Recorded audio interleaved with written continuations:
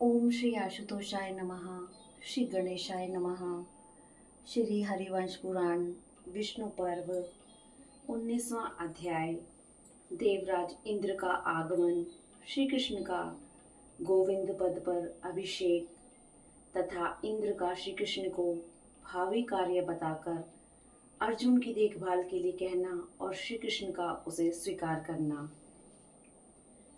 वैशंपायन जी कहते हैं, जन्मेजय, जब इंद्र ने देखा कि श्री कृष्ण ने गोवर्धन धारण करके गोकुल की रक्षा कर ली, तब वे बड़े विस्मय में पड़े। अब उन्होंने श्री कृष्ण का दर्शन करने की इच्छा हुई। वे जलहीन बादल के समान श्वेत वर्ण वाले और मद के जल से भीगे हुए ऐरावत नामक मदमत हाथी पर चढ़कर भूतल पर आए। अनेक नामों से पुकारे जाने वाले पुरंदर इंद्र ने वहां आकर देखा, अनायास ही महान कर्म करने वाले श्री कृष्ण गोवर्धन पर्वत की एक शिला पर बैठे हुए हैं। महान तेज से उद्भासित होने वाले गोपवेशधारी विष्णु स्वरूप उन अविनाशी बाल कृष्ण को देखकर देवराज इंद्र को बड़ी प्रसन्नता हुई। नील कमल दल के समान श्याम सुंदर एवं श्रीवत्स चिन्ह विभूषित उन श्री कृष्ण को देखकर इंद्र को अपने नेत्रों का फल प्राप्त हो गया। उन्होंने अपने संपूर्ण नेत्रों से जी भरकर उन्हें देखा। मत्स्य लोक में रहकर भी देवोपम शोभा से संपन्न श्री कृष्ण को शिला पृष्ठ पर सुखपूर्वक बैठा देख इंद्र को बड़ी लज्जा हुई। वहां बैठे हुए श्री हरि के मुख पर सर्पभोजी पक्षीराज गरुड़ अदृश्य रहकर अपने दोनों पंखों से छाया किए हुए थे। बलसूदन इंद्र हाथी छोड़कर उतर पड़े और एकांत में वन के भीतर रहकर लोक व्यवहार में तत्पर हुए श्री कृष्ण की सेवा में उपस्थित हुए। श्री कृष्ण के समीप जाकर दिव्य पुष्पों के हार और अनुलेपम धारण करने वाले प्रभावशाली देवराज इंद्र बड़ी शोभा पा रहे थे। उनका हाथ वज्र से परिपूर्ण था। विद्युत के समान प्रकाश फैलाने वाले सूर्य तुल्य तेजस्वी किरीट तथा दो दिव्य कुंडलों से उनके श्रीमुख की सदा ही बड़ी शोभा होती थी। वे अपने वक्षस्थल पर एक ऐसे हार से विभूषित थे जिसमें फूलों के 5 गुच्छे लटक रहे थे। खिले हुए सहस्त्र कमल दल के समान कांतिमान संपूर्ण शरीर को विभूषित करने वाले तथा इच्छानुसार रूप धारण करने वाले एक सहस्त्र नेत्रों से वे भगवान श्री कृष्ण की ओर देख रहे थे। उन्होंने देवताओं की आज्ञा लेने के लिए अभ्यस्त और मेघ गर्जना के समान गंभीर घोष करने वाले दिव्य स्वर से मधुर वाणी में भगवान से इस प्रकार कहा। इंद्र बोले, कृष्ण कृष्ण महाबाहो, आप सजातीय बंधुओं के आनंद की वृद्धि करने वाले हैं। गौओं के प्रति प्रीति रखकर आपने जो कर्म किया है वह अति दिव्य है। मेरे द्वारा छोड़े गए प्रलय की पुनरावृत्ति करने वाले मेघों के वर्षा करने पर भी आपने जो गौओं की रक्षा की है उससे मैं बहुत संतुष्ट हूँ। यह तो उत्तम पर्वत है। इसे आपने स्वयंभू योग से आकाश में घर की भांति धारण कर लिया था। आपके इस अलौकिक कर्म से किसको आश्चर्य नहीं होगा। श्री कृष्ण, जब मेरा प्रचलित उत्सव रोक दिया गया तब मैंने रोष में भरकर गौओं पर अपना क्रोध उतारने के लिए 7 रात तक अतिवृष्टि की। उस दुर्जय मेघ वृष्टि का आपने निवारण कर दिया। मेरे रहते दानवों सहित संपूर्ण देवताओं के लिए भी उस वर्षा को रोकना बहुत ही कठिन था। श्री कृष्ण, यह एक आश्चर्यमयी घटना हुई है। मेरे लिए यह बहुत ही प्रिय है कि आप मनुष्य शरीर धारण करके भी अपने भीतर संपूर्ण वैष्णव तेज को छिपाए रखते हैं और रोष दिलाए जाने पर उसे प्रकट कर सकते हैं। आप मानव शरीर को प्राप्त होकर भी अपने वैष्णव तेज से संपन्न हैं। इसलिए मैं देवताओं के कार्य को सिद्ध हुआ ही मानता हूँ। अब हमारा कोई कार्य बिगड़ नहीं सकता। जब आप देवताओं के नेता हैं और सभी कार्यों में अग्रगामी रहते हैं, तब हमारा सब कार्य समस्त प्रयोजन सिद्ध हो जाएगा, कुछ भी बिगड़ने नहीं पाएगा। प्रभु, एकमात्र आप ही संपूर्ण देवता तथा लोकों के सनातन रक्षक हैं। मैं आपके सिवा दूसरे किसी को यहाँ ऐसा नहीं देखता जो उन लोगों और देवताओं की रक्षा का भार वहन कर सके। जैसे श्रेष्ठ बैल भार ढोने के लिए सबसे आगे जोता जाता है, उसी प्रकार आप संकट में डूबे हुए देवताओं का उद्धार करने के लिए सबसे आगे रहते हैं। पक्षीराज गरुड़ आपके वाहन हैं। श्री कृष्ण, यह जो संसार की सृष्टि है वह सब आपके शरीर के भीतर ही है।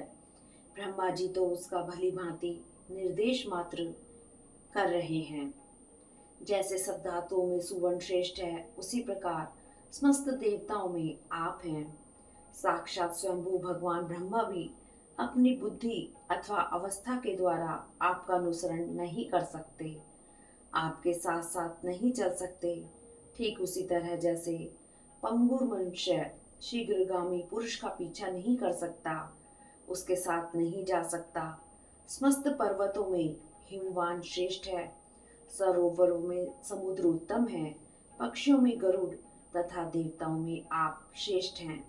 सबसे नीचे जल लोक, उसके ऊपर पर्वत है।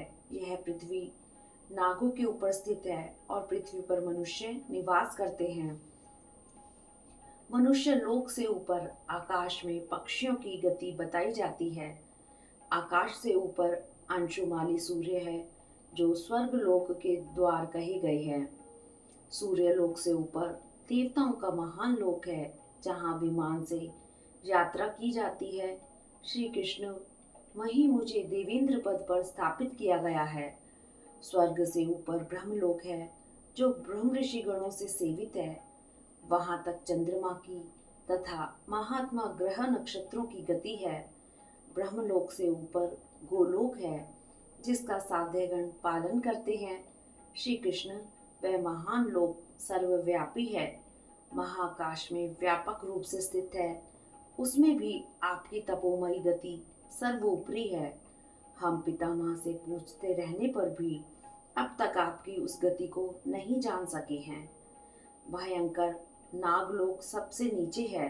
वह पापाचारियों को प्राप्त होने वाला लोक या स्थान है। जो स्वभाव से ही कर्मठ हैं, उनके लिए यह भूलोक है। यह समस्त कर्म का क्षेत्र है। जो अस्थिर हैं, जिनकी वृत्ति वायु के समान है, उनका आश्रय आकाश या अंतरिक्ष लोक है। जो श्रम दम से संपन्न हो, पुण्य कर्म में लगे रहते हैं, उन मनुष्यों की गति स्वर्ग लोक है। जो ब्रह्म तप में संलग्न रहने वाले लोग हैं, जो उनकी परम गति ब्रह्मलोक है। गोलोक तो गौओं का ही सुलभ होने वाला लोक है, वह गति दूसरों के लिए दुर्लभ है। वीर श्री कृष्ण, इस समय मेरे द्वारा वर्षा के कारण वही गौओं का लोक संकट में पड़ गया था, जिसे आप जैसे धैर्यशाली पुण्य आत्मा पुरुष ने उन गौओं पर आए हुए उपद्रवों का नाश करके बचाया है। अतः महाभाग, मैं गौओं के तथा ब्रह्मा जी के वचनों से प्रेरित होकर यहाँ आया हूँ। आपके प्रति मेरे मन में जो गौरव है, उससे भी मुझे यहाँ आने में प्रेरणा मिलती है। श्री कृष्ण, मैं वही समस्त भूतों का अधिपति देवराज इंद्र हूँ, जिसे आपने पूर्व काल में माता अदिति के गर्भ में आकर अपना बड़ा भाई बनाया था। प्रभु, मैंने जो देव रूप से उपस्थित होकर तेज से अपना तेज प्रकट करके आपको दिखाया है, मेरे उस सारे अपराध को आप क्षमा कर दें। हाथी के समान पराक्रमी श्री कृष्ण, इस प्रकार आप अपने सौम्य तेज से मन में क्षमा भाव लाकर ब्रह्मा जी और गौओं के कहे हुए इस वचन को मेरे मुख से सुनिए। भगवान ब्रह्मा तथा भूलोक में स्थित हुई आकाशगामिनी गौओं ने आपको यह संदेश दिया है कि हम आपके गो संरक्षण आदि दिव्य कर्मों से बहुत संतुष्ट हैं। आपने जो गौओं की रक्षा की है, उससे इस महान गोलोक का संरक्षण हुआ है, क्योंकि अब हम अपने सांडों और संतानों के साथ दिनों दिन बढ़ रही हैं। हम गौएं संपूर्ण कामनाओं को देने वाली हैं। अब हल या गाड़ी में जोतने योग्य बलिष्ठ बैल देकर हम किसानों को संतुष्ट करेंगी। दूध घी के द्वारा पवित्र भविष्य प्रस्तुत करके देवताओं की तृप्ति करेंगी और गोबर देकर साक्षात श्री देवी को संतुष्ट करती रहेंगी। प्रभु, आप महान बलशाली प्रभु हमारा परित्राण करने के कारण हमारे गुरु रूप हैं। अतः आज से आप हम गौओं के राजा इंद्र हो जाएं। अतः मेरे द्वारा हाथ पर रखकर प्रस्तुत किए गए इन दिव्य जल से भरे हुए सोने के कलशों द्वारा आप अपना अभिषेक करें। मैं देवताओं का इंद्र हूँ और आप गौओं के इंद्र हो गए। आज से इस भूतल पर सब लोग आप सनातन प्रभु को गोविंद कहकर आपका स्तवन करेंगे। श्री कृष्ण, गौओं ने आप परमेश्वर को जो मेरे ऊपर इंद्र बनाकर प्रतिष्ठित किया है, उसके अनुसार देवता लोग आपको उपेंद्र नाम देकर धूलोक में आपकी कीर्ति का गान करेंगे। मेरी आराधना के लिए जो ये वर्षा के 4 महीने विहित हुए हैं, इनका पिछला आधा भाग जिसे शरद काल कहते हैं, मैं आपको दे रहा हूँ। सब मनुष्य आज से श्रावण और भाद्रपद इन 2 महीनों को ही मेरे लिए नियत मानेंगे।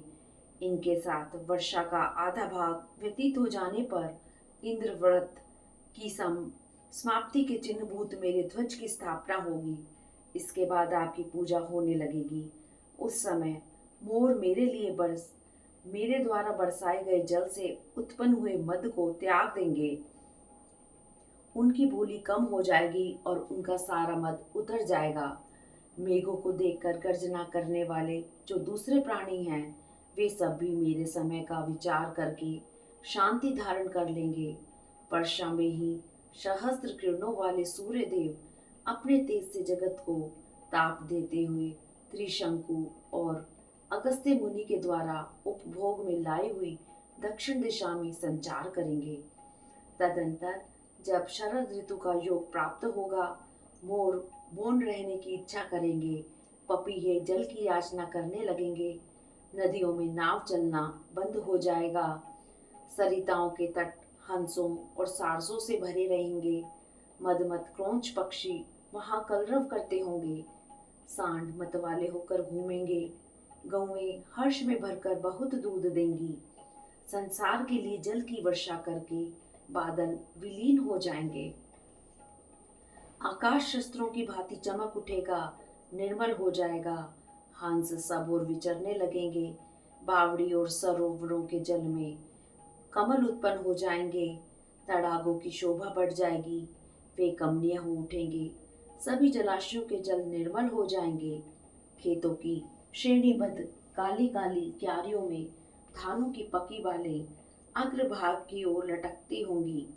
नदियां अपने जल का बहाव बीच में कर लेंगी, व्रजों तथा गांवों की सीमाएं सुंदर सस्यों से संपन्न हो मुनियों के भी मन को मोह लेंगी।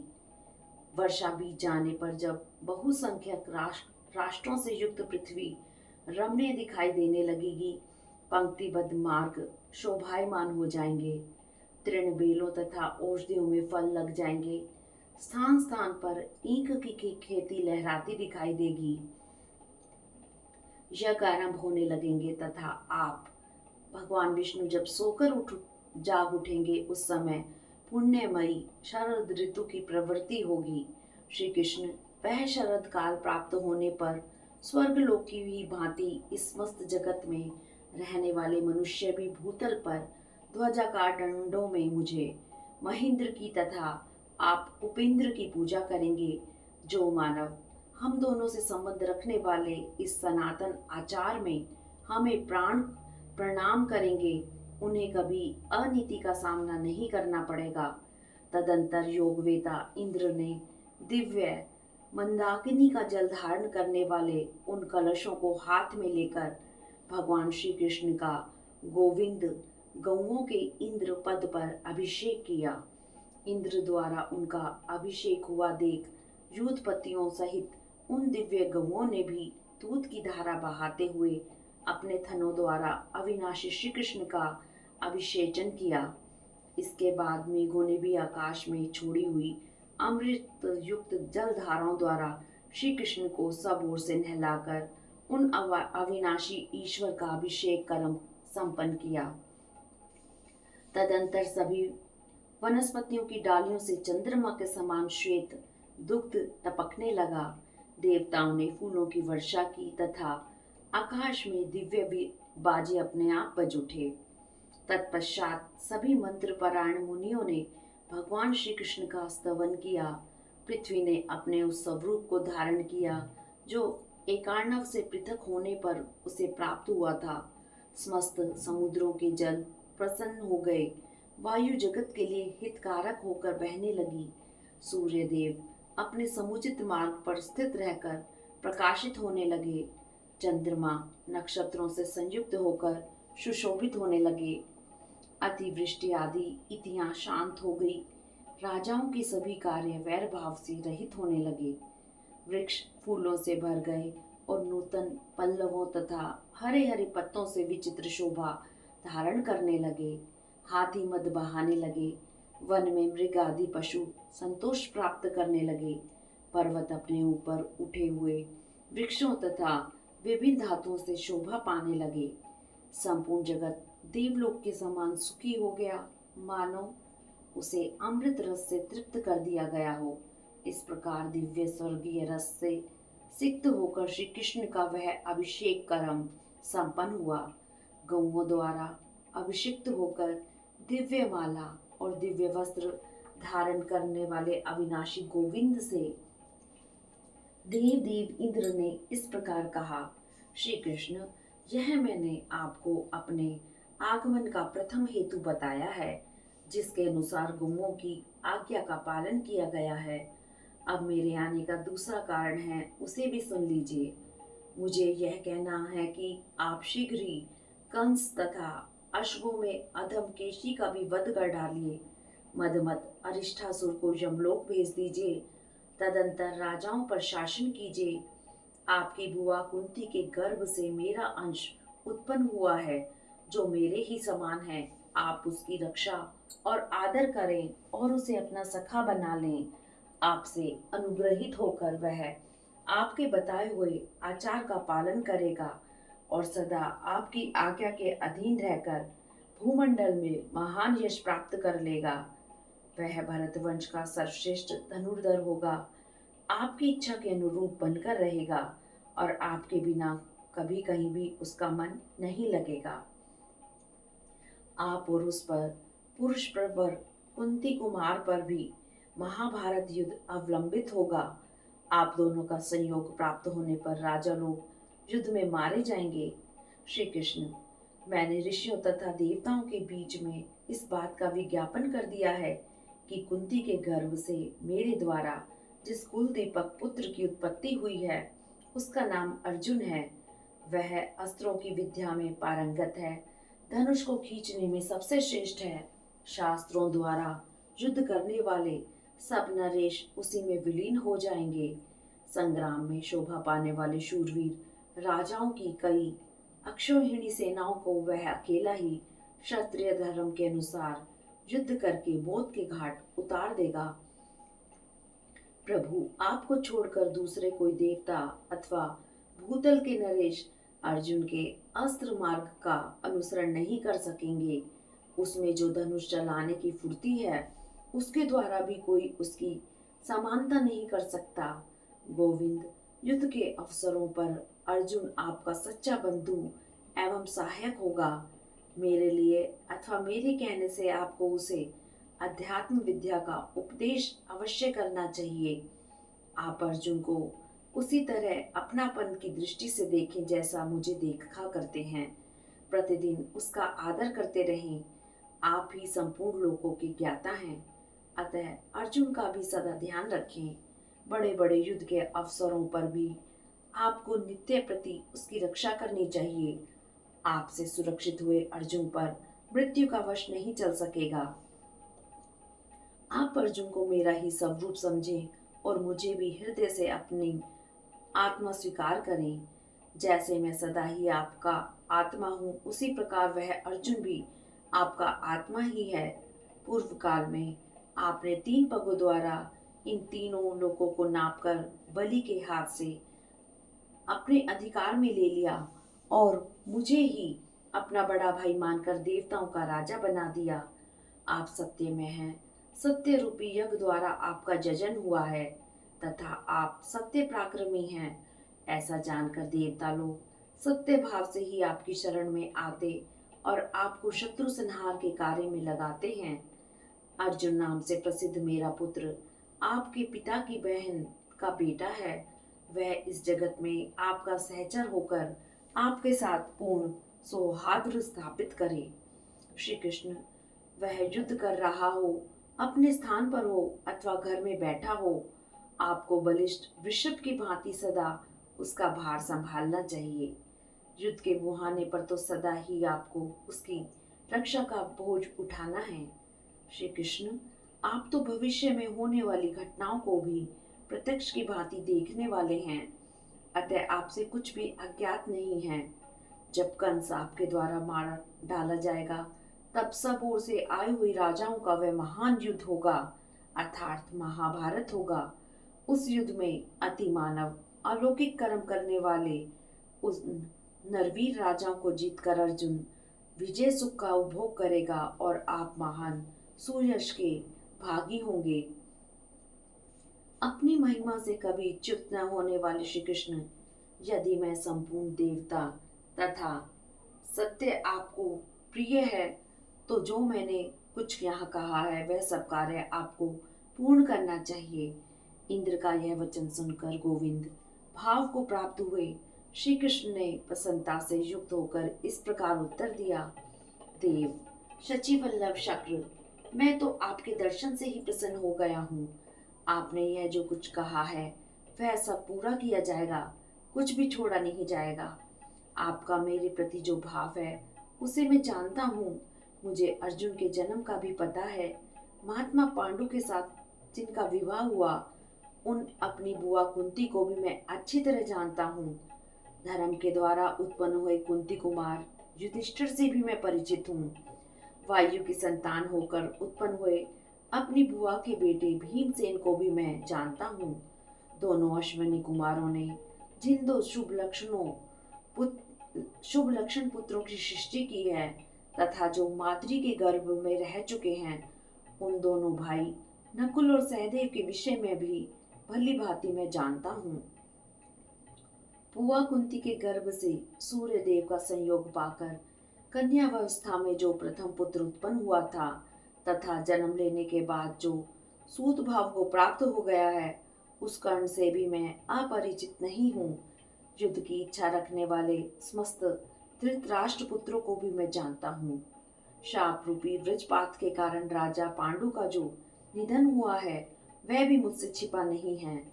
अतः देवराज इंद्र, आप देवताओं को सुख देने के लिए स्वर्ग लोक को पधारिए। मेरे सामने अर्जुन का कोई भी शत्रु उसे परास्त नहीं कर सकेगा। अर्जुन के लिए ही मैं महाभारत युद्ध समाप्त होने पर उन समस्त पांडवों को कुंती की सेवा में सकुशल लौटा दूंगा। देवेंद्र, आपका पुत्र अर्जुन मुझसे जो कुछ कहेगा उसे मैं आपके स्नेह पाश से बंध कर आज्ञाकारी सेवक की भांति पूर्ण करूंगा। सत्य प्रतिज्ञ श्री कृष्ण के प्रसन्नता पूर्वक कहे गए इस प्रिय वचन को सुनकर देवेश्वर इंद्र साक्षात स्वर्ग लोक को चले गए। इस प्रकार श्री महाभारत के खिलबाग हरिवंश के अंतर्गत हरि विष्णु पर्व में गोविंद का अभिषेक विषयक 19वां अध्याय पूरा हुआ। हरिओम तत्सत। हरिओम तत्सत।